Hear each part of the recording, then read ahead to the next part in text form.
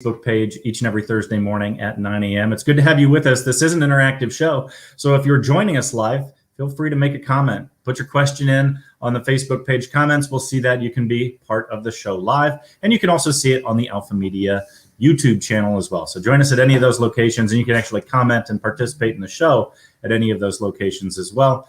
So let's get right to it. We've got a great show coming up today. We're going to be talking with Shelly Blanc, Executive Director of Economic Workforce and Continuing Education at Iowa Central Community College. We're really excited to have her on today. But before we get to that, let's bring on our regular contributors, of course, Cheryl O'Hearn with Spin Market and Digital. Good morning.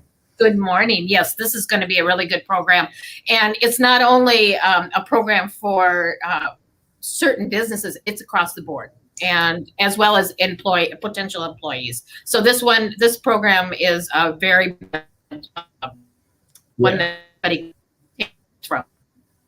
Hiring is definitely on the forefront of the minds of everybody who's running a business right now. So we want to make sure that that's a topic that we cover. So let's bring on Darcy Swan with North Central Iowa's SBDC. Good morning. Good morning. How are you guys? Good. Very good. And so, yeah, we're excited to get Darcy's take on this as well, because we know you talk to a lot of businesses, a lot of startup businesses, and a lot of businesses working through growing pains and things like that as well. So I'm definitely sure that this is going to be a topic that you'll have some great insight in as well. But before we go any further, let's bring Shelly on. So Shelly, good morning and welcome to the show. Good morning. Thanks for having me. Yeah, we're really excited to talk about some of the things, all things hiring that are going on right now, because it is definitely the talk of not only the town, but of the entire area. So I got to imagine that right now, hiring, recruitment, all these things are on the forefront of your plate. Yeah, definitely. It seems like everybody's looking for that magic piece, that magic coin that just works for everything. And there's just not one answer when it comes to workforce solutions. It's all across the board. So we have a lot of different programs that we try to focus on that really do encompass workforce solutions. So, well, let's paint a little bit of the problem that we're looking at. I mean, I think that all of us have said, since the beginning of the pandemic, it was really kind of the start of when we started to see some of these things. We had a lot of the workforce stop working due to closures and that sort of thing. Where are we currently when we take a look at the workforce issue? Have we recovered from COVID? Are we starting the recovery? Where would you say we're currently at? I think we're starting our recovery. I think Iowa's been very aggressive with what we've been able to do and to accomplish and stay open. I just think we're at a point where we need people. We need people that are out there in the workforce. We need high school kids. We need all ages, demographics out there in the workforce. Our employers need people with skills, people that can contribute. And I just think that's where we're at. We've seen businesses that have had to change their hours, that have had to close, that are struggling just because they don't have the employees. And I feel like that is something new to us that we're just going to have to address. We're going to have to get aggressive and figure out, ways that we can help support them. You shared some statistics with us that, I think mean a lot when we take a look at our population characteristics. This is almost kind of concerning for us. Mm-hmm. Yeah, definitely. I also like to look at the opportunity as well. So we have millennials that are entering the workforce. They're here, they're gaining their skills and their experience. But you can see that we don't have as many of those coming into the workforce as we do those that are leaving the workforce. So the one thing, that population of 55 and older, they may be working longer. They may choose to work longer. And that is definitely a potential workforce recruitment strategy that employers could go after, and how to look desirable to that demographic, because there is a population there and they're a big population. And so how can they look desirable to that population to keep them in the workforce? Because obviously when you have more potentials going out as coming in, we're at a shortage. So how can we keep them longer, basically? And I know employers are also looking at different strategies, automation, looking at streamlining processes. How can they become more efficient? Things like that will help reduce their need as far as employees. But I do think, the skill sets of those employees are going to change and evolve too. And so there's going to be a need for upskilling. You talked a little bit about unskilled versus skilled workers. Is there some statistics on the breakdown? And I'm not looking for specific numbers here, but I mean, when folks are looking to hire, are we seeing a more difficulty in hiring unskilled workers, or is it a skilled worker shortage, or both? I think it's both. We work a lot with the manufacturing sector, and one of the things that we're seeing them hire individuals that fit into the culture and that have a good track record of showing up to work and are gonna make a good fit with the company, but maybe they don't have the hard skills, the technical skills. And so what they're doing is we're doing a lot of incumbent worker training. So they're hiring them and we're training them. We're giving them the hard skills, but they are showing up for work. They've proven themselves. The other piece that we're seeing is maybe you're in production and you have proven yourself again with that organization, and they're investing in them and they're upskilling them and turning them into maybe CNC machinists or welders. And we're able to provide that training on site, and the employer is paying for it. Yeah. So let's look at the population trends as well, because that adds sort of another layer and another wrinkle to the equation. Yeah, it does. So these records were pulled for the 9 counties that Iowa Central serves. So we can see that the population is just declining. And again, that kind of matches our workforce trends. And it also supports the idea for employers to become more efficient, to be more effective with utilizing the resources that they have in-house, to produce the product that they need to produce, or the services that they need to provide. Yeah. Well, I'm sorry. I think you brought up a good point, though, Shelly, as well, in that the businesses are being, and I'm going to use the word force because I can't think of a better word at the moment, to educate their employees more, where before they didn't necessarily do that. They came in with those skill sets, and now they're having to they have to reinvent themselves to understand that either they have to train them internally themselves, or they need to work with an organization like Iowa Central Community College in order to bring that training in. Correct. And I think you'll see that even in the high school, especially in the trades, it's become more and more difficult for high schools to provide that type of experience and exposure. We have, farms that are becoming bigger, so you have less kids that are exposed to the hands-on pieces, where those kids were going right into manufacturers and they had the skills to feed right into their processing. And today we just don't have that population. And so, like you said, Cheryl, they are training them more in those hard skills. Once they find the right fit, they'll invest. So in comparison, let's take a look at the other set of numbers that you set out, and that is the expected job growth. Tell us what we're looking at on this graph. Yeah, so this kind of shows the trend of where we were at in 2015 for jobs. You can see that we actually declined in jobs. But then, after 2020, 2021, you're going to see it's projected to actually increase. So this I find interesting because it doesn't match our population trends. So that's where I think we're gonna have to get creative in figuring out how we're gonna supply people to fill the jobs. It's really interesting that you talk about that, because if we were sitting here with the Growth Alliance, I think that they would be telling us that one of the major factors when they're talking with businesses is that workforce availability. And when we're seeing job numbers looking like they're increasing, we're seeing, just the number of individuals available in the workforce shrinking, it really makes a difficult situation, not just for those trying to move here and create jobs, but those trying to run businesses here already. Right, definitely. It does play a factor in recruitment of businesses. That is one of the biggest questions that they ask is what population's available. Yeah. Now, on the bright side, let's look at something that I think is good, because we were talking a little bit about, what COVID did. And in all of these graphs, we see a sharp decline when we get to, March of last year, things really start to fall off.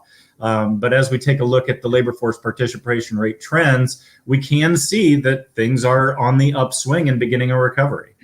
Yeah, definitely. And I do feel this one matches a little bit more with the jobs. And I think you're going to see this one go up, especially in the next couple of months here this summer. So that is the labor force participation and who's out there working. So it is trending up, and that's good news.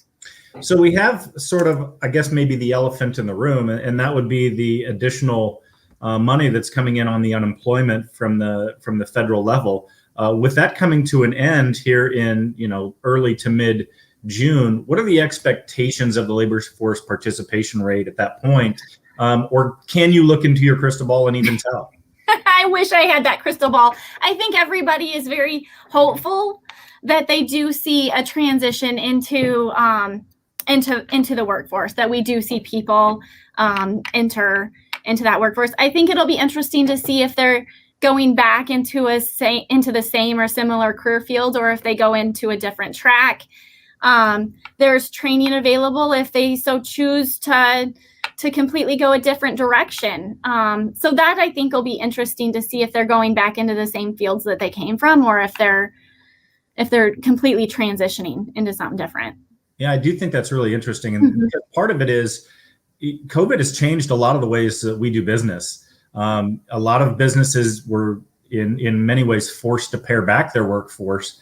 And when they did that, I think a lot of businesses found that they may find a new sustainable lower employment level. So it may be that not all of those jobs come back, and some employees may be forced at looking to say, okay, what do I do now? How do I retrain? Right, definitely. And we do have Iowa Central is very aggressive at the development of new programs, especially short-term training programs, to allow individuals to get into a training program and go directly out to the workforce. A lot of our programs are directly aligned with employers here locally and regionally. And our employers do come right into the classes to recruit from, directly tied to those programs and those educational pieces. So trying to answer the call, stay really connected with those employers to really serve them. Yeah. Can we talk real briefly just about some of the, I guess, hot job markets that are available through the career track at ICCCEC? And I say that because with the folks that I talk to, there are some that are definitely being looked for. Mechanics being one of those. I know so many folks looking for mechanics, and specifically diesel mechanics right now. Yeah, definitely. So we do a lot of short-term certificate programs they could be 3 weeks to 6 weeks to 8 weeks long. Get them in, get them out, get them connected with an employer. Some of the ones that seem to be really a draw are ones that are directly tied to the employers. A great example of that is our paraeducator program. We worked with local employers here that said, we need people to be paras. We have a shortage. So we worked with them to develop a program, get people in it, and it offers them a track to either get out and get a job, or it's a starting point for them to continue on in their education.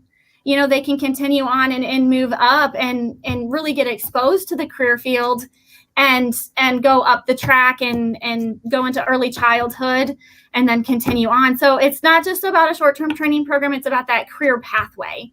And, you know, we've done the same thing with our phlebotomy program. We just started that, and that was rocking and rolling. And we're really excited to expand that program because then you can continue on into our medical lab tech. And we have several of them that are going to continue on in their education, and we've got a lot of them that are going out to the workforce. So kind of providing opportunities in all different ways. So not just that, we're launching a pesticide applicator program for our cooperatives that are trying to, work with our local farmers.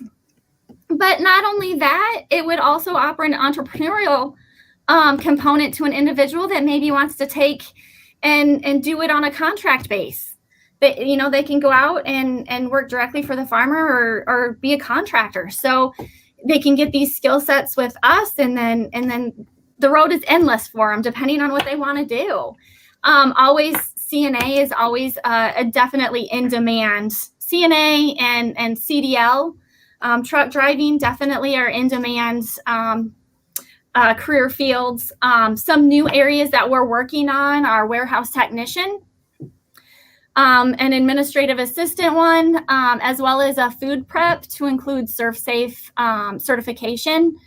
But you talked about mechanics. That's definitely in demand. You can write your ticket if you have those skill sets. There's employers that are definitely looking for people with those skill sets. Our manufacturers really try to, I see them thinking about it a little bit differently, and they recruit a lot out of our automotive program because you work on a car, you can apply those same concepts out to a piece of equipment. So I think there's been a lot of creativity and looking at transferable skills for our employers to get a bigger pool of potential applicants. So. Yeah, and that brings me to my next point is the limited pool. So I want to talk practically if we can, because there's a lot of employers and we're all fighting over the same individuals right now. And so there really are two different groups that I think people are looking towards. I think we're looking towards the people who are currently unemployed, but then a lot of individuals are also looking to say, who's currently employed somewhere else, maybe in my direct field or maybe in an adjacent field that, may want to come work for me. Right. And so those are kind of the two categories that I think people are recruiting from. Right. And I see employers getting really aggressive on making themselves look desirable. In today's world, a lot of it is pay. You got to pay good. But there's a lot more to that puzzle. And I think employers are really getting creative. COVID showed us that a lot of jobs can be flexible. Can be work, you can work from home, you can have a flexible schedule, balancing a work-life, balance with a family. There's all sorts of incentives that employers, I've seen a lot of sign-on bonuses, memberships to gyms, that health and wellness piece. But yeah, I think that employers are trying to make themselves look as desirable as possible to those potential clients. And I think that's a great time to bring both Darcy and Cheryl in on this, because identifying who your employee is probably a key piece of this. Who exactly that you're going after is probably an important part of that, because Darcy, you're going to see that depending on who you're going after, you're going to see that they have different wants and desires, and it's going to be different things that might attract that employee. Absolutely. And I think Shelly hit some really good points. It's not all about, wages, although we're seeing a lot of businesses that are adjusting. I know, especially in the medical field right now, there's a lot of them that are adjusting to be competitive. But you're seeing it across the board, restaurants, retail. You're seeing more sign-on bonuses, retainment bonuses, benefit packages. Like Shelly said, more flexibility in work schedules, maybe additional time off to do volunteer work. Like she mentioned, the memberships to the gyms, things like that really get to providing a more, a better environment for those employees to work in and feel like they're being rewarded for their efforts in ways that are not necessarily always monetary. Sometimes those added little benefits can go a lot farther than a raise and a check, that kind of thing. But it's interesting too, we're seeing a lot of folks, especially in the medical field, because they were hit so hard by COVID, of exhaustion. And those employees are looking to maybe stay within that field, but go to something, less demanding per se. So seeing a lot, like especially in the hospital environments, that are leaving and they're taking maybe a clinic position where they can clock in and clock out and they don't have to, put in those super long hours that we're seeing. But it's an interesting field right now, for sure. We're seeing, restaurants shutting down for certain days now of the week because they just don't have the staff to staff every day. You're seeing, changes in work hours, maybe opening later, those kinds of things as well, to adjust to what they do have to work with, so they don't wear those folks out and have them go on their way. So definitely an interesting time. Yeah, and I think we can do things, Cheryl, to separate ourselves as we look at bringing those clients in or bringing those prospective employees in, and we start looking at, who we're going to hire. I think we can do things as we do that to maybe differentiate ourselves as well. Yeah, you're exactly right. One of the first things that potential new employees are going to do is they're going to check you out online. And, how do you look out online? Is your website 10 years old? You may think it looks great, but their first impression of it is, whoa, if they're that far behind, I'm not going to go there. And they didn't even check anything else out. They just looked at that, or they checked out reviews. What are your customers or your vendors saying about you? What are your, what's going on internally? Are you active in the community? That's very important to a lot of these younger potential employees that you can have, and what kind of culture do you have? They're looking for a culture.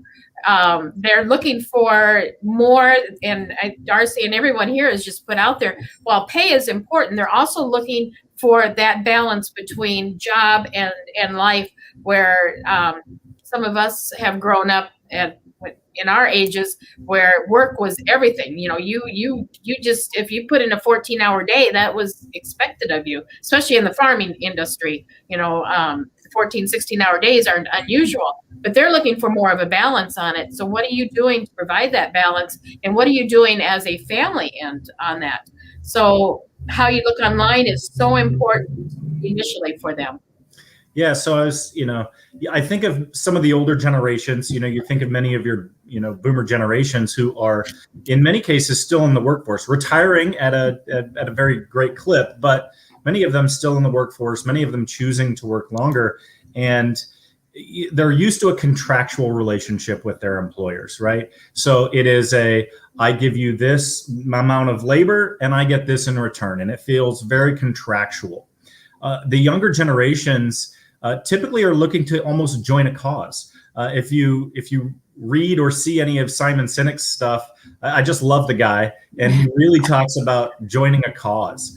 And I see that. I see that in the people I interview. I see that in some of my employees, that they really want to join a cause. And I'm here to tell you, you can build widgets and still have a cause, right? And still have a purpose and a culture. And so when I talk about knowing who you're interviewing, knowing who you're going after, those are some of the things that I like to think about is, okay, what am I doing for my employees? And, I also believe that you can have multiple employees, and fair doesn't always mean equal. And here's what I mean by that is that you can have two employees with different compensation plans doing the same thing, because you're providing to them individually what matters to them, right? And so it can absolutely be fair without being equal in many ways. And I know that's way outside of the box for a lot of people to be thinking about, but those are some of the things that, as we look at having these dual groups of employees, that maybe we need to be thinking about and thinking differently when it comes to employees. I can just see HR directors going, No. I know, but I love it. I think that it's definitely, you bring up a great point, and I feel like it's going to have to become to this more individualized component of how can the employer provide what the employee needs on an individualized basis, and what's going to motivate them. Yeah. Everybody is motivated differently. So what's going to motivate them to work for you? And Yeah. I love the concepts. And, and it doesn't mean that necessarily things aren't available to all people, but I'm telling you, certain people will take advantage of different things. And so you end up with, sort of an array of compensation that looks different for different people, especially in what matters. Darcy, I think you were going to jump in there. Just going to say, I think COVID has showed us all that content is not always the best method of going about doing business, right? I think a lot of us have been content in our jobs for a long time, and COVID has shown us that we can actually break those sides of those boxes free and be as productive, if not more. So it's about a different mindset. It's about thinking differently. And that's one thing when we're working with our clients here at the center, we really try to get them to think differently. And I am a huge fan of Simon Sinek. So Jed, you made my day by mentioning him. People don't buy what you do, they buy why you do it. And that is so very true. And so I think you're absolutely right. I mean, thinking differently about even looking at the skill sets of an employee. They may not have the knowledge in that industry, that can be taught. But if those basic core values and skill sets are there, as Shelly was mentioning, a lot of employers now are doing that education to get them to fit within that organization's broadband, so to speak. So I think there's a lot of opportunities for people who are looking to make career changes right now, because they can kind of dictate some of that because they're in high demand. Where before, we may have had all these employees out there and people were just, employer was more in the driver's seat. Now it's kind of the other way if it's positioned correctly, for sure. Yeah, definitely. And I was just going to say, I've heard of some young individuals out of college, and they're more drawn to the new concept of gig work, more of that contracted. They don't want to be tied to just one employer. They want to be tied to multiple employers, and they don't want to be tied to just one job. They want to be doing a variety of things. And so they're figuring it out how to do projects for different employers to all make it all packaged together for themselves. And so I found that concept interesting. I think it's just repackaged to look desirable to that population. But that allows them a lot more flexibility and almost the opportunity for them to pick and choose more what they want to do. And like you said, Darcy, I feel like the driver's seat has changed. It's more on the employee that's the driver instead of the employer, which is really difficult for me because I grew up saying you do exactly what your employer wants you to do and don't ask for anything else, and just do your thing. And that's kind of a difficult concept, but that's where we're going. Yeah. Your gig work comment, Shelly, I'm chuckling because I have a daughter who just graduated from Iowa Central, and she's a graphic technology. She got her certification in that, and she doesn't want to go work for one person. She wants to freelance and work for a variety of different people so that she can grow her skill set by all those different challenges. So it's interesting that you said that, because we just had a long conversation about that about a week ago. And so far, she's able to make those connections and get that work. But I can truly see that in that age group for sure. Well, and I was on a call yesterday, or a program yesterday with Goldman Sachs Group. And this is a national, we had people from Chicago and all over, and gig was one of the big areas brought up, and virtual assistants were the other area as well. So again, those might be totally foreign concepts to some of our businesses out there, but gave some great points on thinking on gig opportunities, and as well as virtual assistants on it, and some best practices for them. Because you're right, Darcy, a lot of them don't want to work for one. They get bored, basically.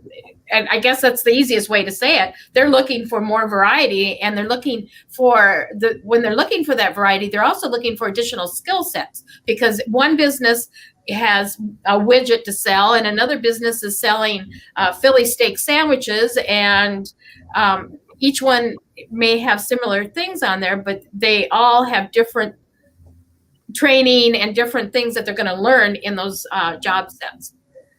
Yeah, so it's it's interesting as you talk about this. It's really easy for some of us in business to take a look at this situation and just want to disparage the workforce, especially the dirty word millennial. I mean, if I had $1 for every time I heard a business owner disparage millennials, I'd be the richest man in Babylon, right? So you have to look at it though and say, okay, but this is the situation that we find ourselves in. And so I think it's incumbent upon businesses to really take a hard look at their employees, not their employees individually, but those positions, and say, what about this position can change? Can this position transition to gig work? Do I need this person in-house? Can I create a virtual position for this? Can it be shifted to a part-time? I think we have to get really creative in those jobs to say, what can be done different? And I understand that for a lot of our manufacturing and shift workers, that's a really difficult proposition. But for many, it may not be. And so that would be my encouragement, is to take a look at some of those jobs that you are currently looking to fill and say, how can I change this to be a little bit different and also fit what many of these job seekers are after? Because as Shelly put it, they really are in the driver's seat right now.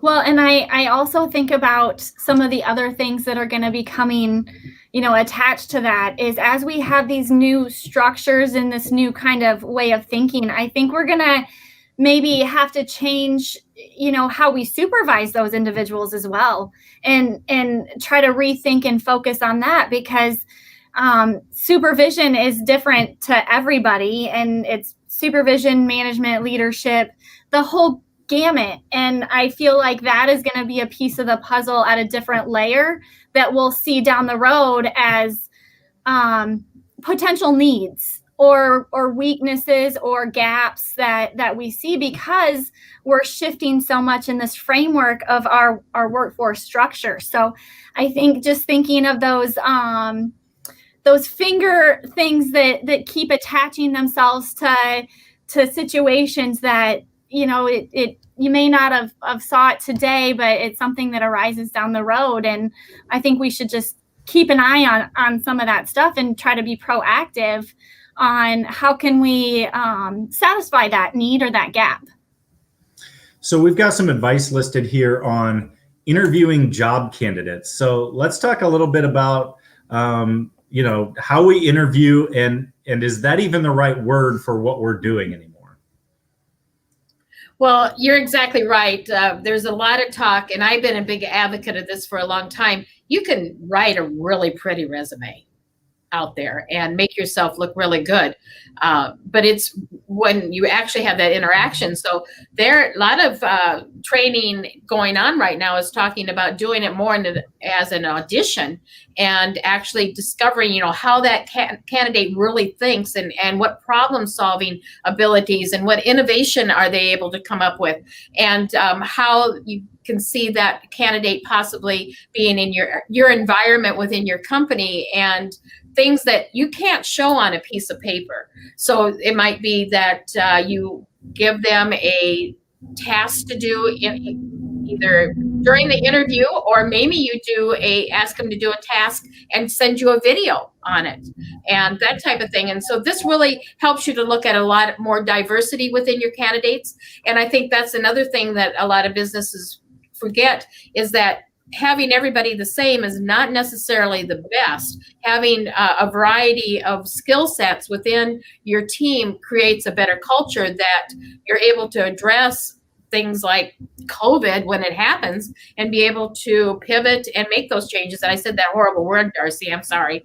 I know you don't like that one, and I don't either, but it was one of those things that just came out there. Well, Cheryl, before we go on, you kind of alluded to some of these things, but you mentioned that, man, these employees, they're going to be checking you out before they come to your job. So let's go through your list of things that you want to make sure that you have buttoned up. Well, yeah, this is really important. And because we are in a global environment, you may be getting employees from all over the United States and outside of the United States, potentially, once they open that area up. But how you look online, what does your website say? What are they learning about your company, and what themes do they see? And, that's how they think. They think about themes and what are you resonating across the board. And your social media, are you just posting to post, or do you engage with your followers? Because to them, if you are just posting something, they just think you're just going through the motions of your social media. But if you're engaging and having conversations with your followers, that gives the perception and a better indication that you're willing to listen to them as an employee. And, corporate blogs, what do you publish and who shares it? So if you're publishing something that you're just publishing a blog and nobody cares, what else are other people sharing on that? And, how's your online presence show a culture? We talked about that here. What makes your employees happy? They want to know when they're working at that job that they're going to be happy with that job. And they want to know that while they work hard and provide that service for you as an employee, they also want to have a fun on their job. So what do you are doing in that culture? What kind of community things you're doing? And they want to know who's running the show. The number of companies that I work with that in the management end and are saying, okay, I looked on LinkedIn and all I saw was a gray blob of your face, and you didn't say anything about yourself. They want to know who's running the show. They want to know what this person looks like and what they're doing and what they say. They are interviewing you before you even know that they're interested in you. So it's so important online and to look at those things. And sometimes as a business owner, you're too close to the subject. And so you need either to step back and look at it in a different way, or talk to somebody else that has a total fresh set of eyes to look at it and say, hey, this is my first opinion when I looked at it. And, I know nothing about your business, but I hopped on and this is what I saw, and look at it that way. So it's, again, for, what is your perception and what is the reality of your business? And that also plays into the employees that you're hiring.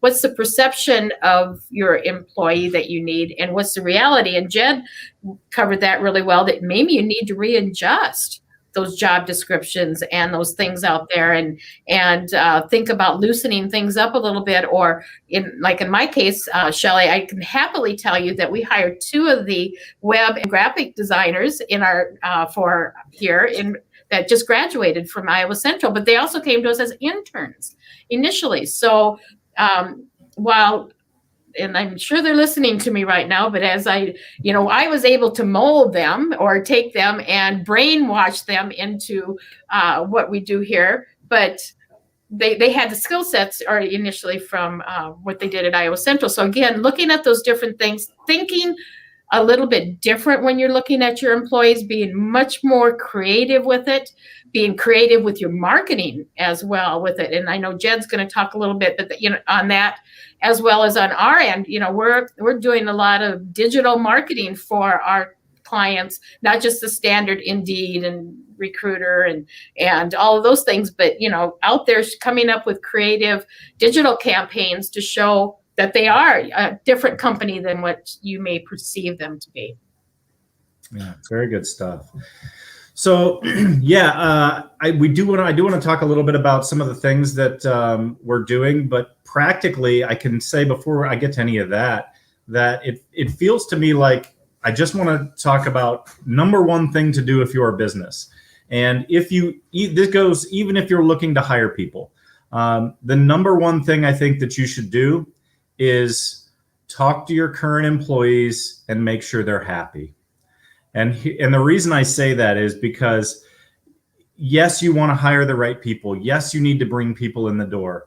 But keeping the right people that you already have is going to be so much more important even than bringing in a new person. And so thing number one always has to be making sure that you're able to keep the good employees that you already have, because I can tell you for certain there are people out there that want to steal them. Without a doubt, there are people right now doing things like targeting them on their phones and geofencing your business to try to steal them away. Those things are absolutely happening. And so if you want to keep them, you need to have those conversations. You need to make sure that they are feeling like they're valued in their position and that they are compensated fairly, that they don't feel like you've taken them for granted. Those are going to be the key things that make an employee leave, right? And so if you can hang on to the ones you've got, you're already 2 steps ahead of the guy who's just searching for somebody. So I would say that's thing one for me when it comes to making sure that you have the right workforce available to you, has got to be keeping those good ones. And that's not something that we typically think about, because we're thinking about the blood loss, right? We're thinking about that needing that person. We might be thinking about the amount of work that we're losing. And if we're looking for, I keep going back to mechanic, but if you're short a mechanic, you're losing dollars every single day because you don't have that position filled. And I certainly understand that, but imagine if you were missing 2, right? And so let's make sure that we are doing the things that we need to do to keep those employees. And then we'll begin doing the things to search for new employees. Some of those things obviously are understanding who your employee might be. Who are you going after, and what do they want out of their life? Is it some of the things that we've already talked about here today? Do they want flexibility in their schedule? Are they just looking for the highest pay? Are they looking for a work for home opportunity? Are they looking for career advancement? Are they looking for a mentorship program where they can advance in their career faster? These are all things that you should know going in, so that you can say, yes, I'm competitive. Yes, I have these things, and here's where you can go. So all of those things really, really important in doing all that you can to get the right employee. And then I'd say work with somebody you trust to get that message out, because unfortunately, a vinyl banner hanging on the side of your building isn't going to cut it, right? I've seen it, but it's just not going to get the job done. You're going to need to do some things outside of that to recruit in this very, very competitive environment. And so work with somebody that you trust, work with your trusted marketers to make sure that you're doing those things to not only let people know about your position that's open, but also how you're different, right? Build that brand image that says, here's who we are, here's our culture. Allow your employees that you already trust and love to speak for you, because nothing works better than having an employee say, come join this team because we have so much fun, or come join this team because you're going to be well valued. Come join this team because of the career advancement opportunities that are here. Use your team that you already have. They're a great asset for you. And I would say use them in your marketing. And so those are the basics. I did want to mention that, all of our viewers here on Facebook and YouTube, whether you're watching it live or in post time, right, pre-recorded, we do have something that's coming up. We're launching on June 1st here at Alpha Media Fort Dodge. It's a new website we're just calling iowasbestjobs.com, right? So really simple. It's iowasbestjobs.com. It is a free listing. We do have some premium options available that are going to do some other things. But if you just have a listing that you want to get on there, please feel free to do that at iowasbestjobs.com. And we're going to be promoting that all over the state. So not only here at our Fort Dodge radio stations and KWMT, which covers the entire state, but also in our Mason City stations and our Fairfield stations. So, all over the state, we're going to be promoting this website, iowasbestjobs.com. Feel free to go on and do your listings. And here's my free idea of the day for anybody else out there. What about iowasbestemployees.com, right?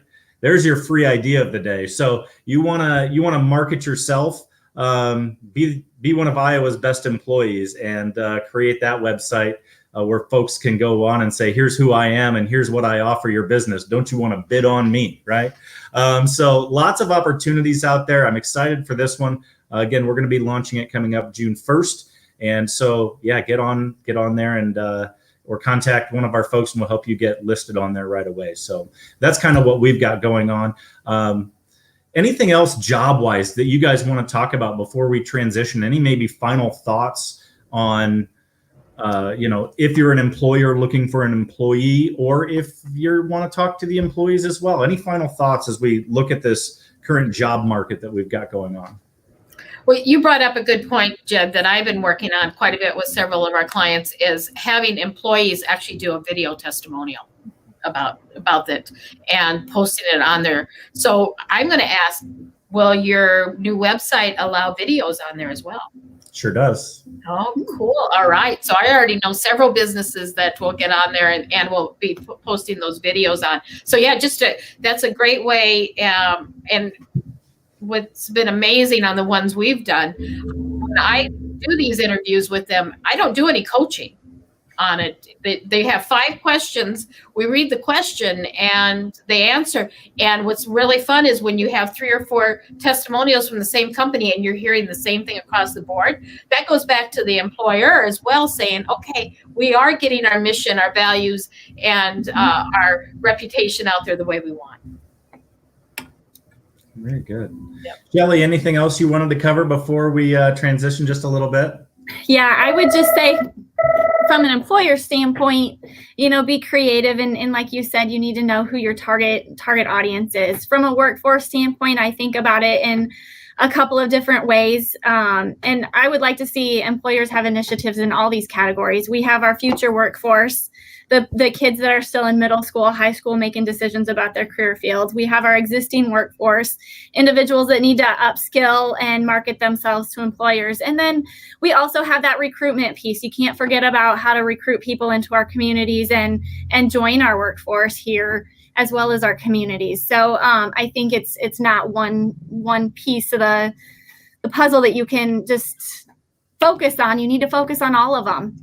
And from an employee standpoint, like Cheryl talked about, the marketing piece and trying to make yourself stand out and differentiate yourself from everybody else that's in that pool, and be open-minded and continue your education. I see so much transition when it comes to employers and the technology that they're using, and having to upskill and continue on in that education to continue to make yourself very marketable.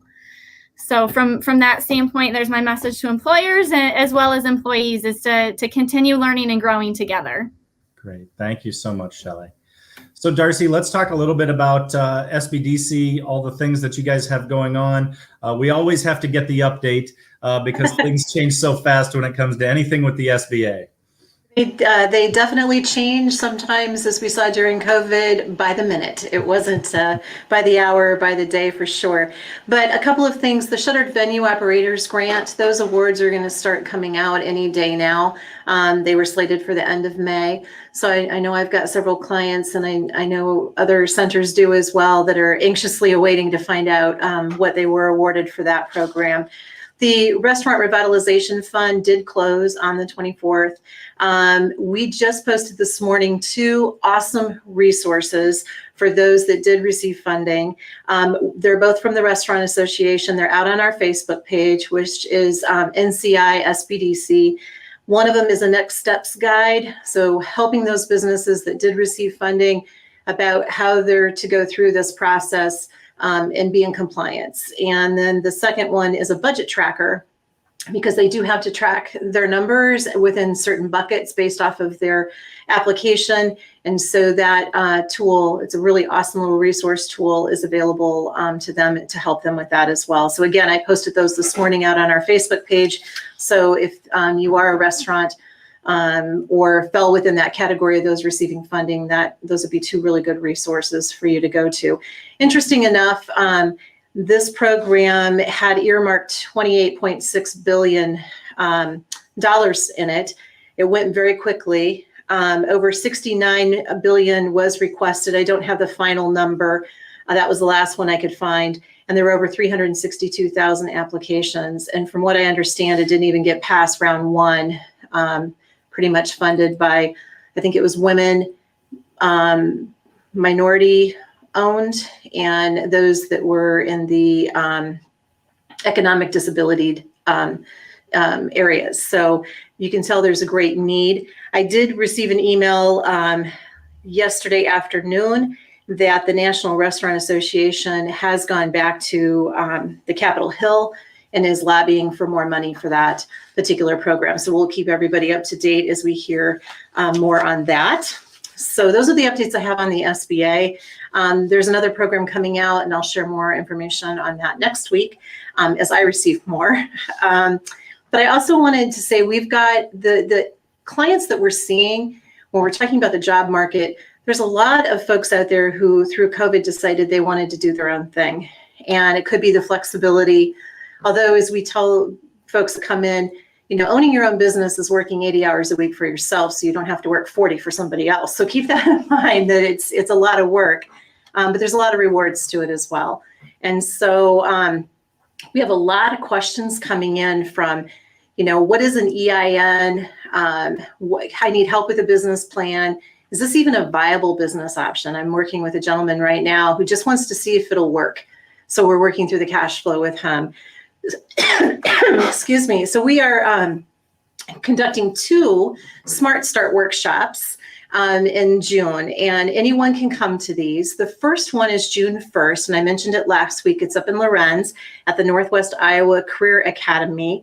And we're going to cover all things: how to register your business, how to create a business plan, what bankers are looking for when you go talk to them, what are startup costs, what are the different business entities, and answer a ton of questions. And Kimberly Tiefenthaler, who's our regional director here at the center, and I will be going up to Lorenz to do that workshop. It's from 10 a.m. to noon.